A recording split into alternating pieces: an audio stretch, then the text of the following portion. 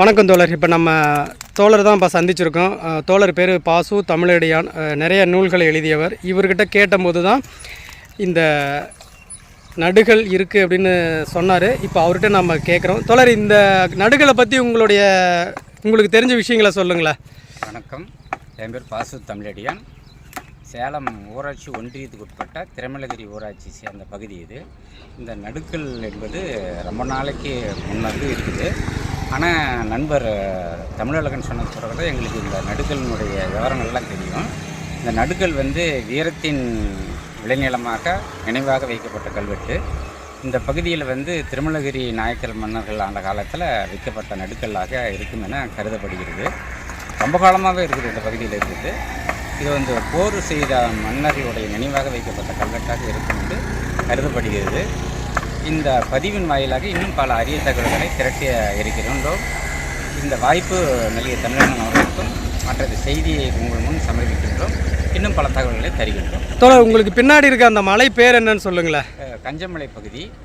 இந்த கஞ்சமலை என்பது சித்தர்களால் வாழ்ந்த பகுதி என்று சொல்வார்கள். சித்தர் கோயில் என்று சொல்வார்கள். மூலிகை நிறைந்த அந்த மலைப்பகுதியில் இரும்பு காது இருப்பது என்று சொல்லி அந்த மலையே கரைக்க ஒரு காலத்தில் முற்பட்டார்கள்.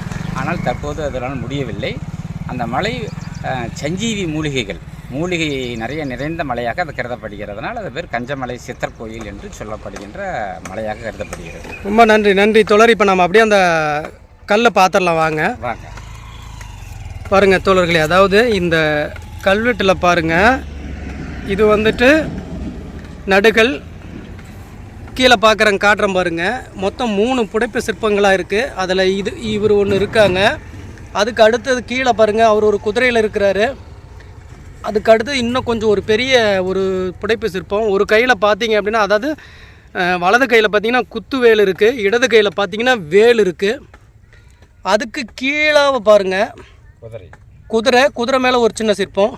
இந்த நடுகள் அப்படிங்கிறது பெரும்பாலுமே எதை பற்றிய இருக்கும் அப்படின்னு சொன்னால், அந்த நடுகள் ஒரு மாவீரன் போர்க்களத்தில் போர் செய்யும் பொழுதே இறந்துட்டான் அப்படின்னு சொன்னால் அவருக்காக வைக்கப்படுவது தான் இந்த நடுகள். அப்படி தானே தோழர்? ஆமாம். தமிழ் வரலாற்றில் நாமளும் படிச்சிருக்கோம், நீங்களும் எழுதின சில நூல்கள்லையும் நீங்கள் அதை ஆய்வு பண்ணியிருப்பீங்க இல்லையா? அந்த வீரனுடைய நினைவாக நடப்படக்கூடிய நடுக்கல் தான் நடுக்கல். இது வீர நடுக்கல் என்று சொல்வார்கள். வீரத்தை அடையாளம் காட்டுவதாக கருதப்படுகின்ற ஒரு நடுக்கல். அவரை தெய்வமாக வழிபட்டு நம்ம முன்னோர்கள் கொண்டாடுறதுனால அந்த நடுக்கல் நடப்பட்டிருக்கு. இப்போ அந்த அடிப்படையில் தான் இவரை கடவுளாக வணங்கியிருக்காங்க. கீழே பார்த்தீங்கன்னா சின்னதான விளக்குகள்லாம் இருந்திருக்கு. இப்போ நாம் இதை ஏன் தேடி வந்தோம் அப்படின்னா, இது ஒரு இங்கே பாருங்கள், இது ஒரு தார் சாலை ஓரமாக ஏரிக்கரைக்கு மறுக்கரையில் இது கேப்பாரெட்டு கிடக்கு.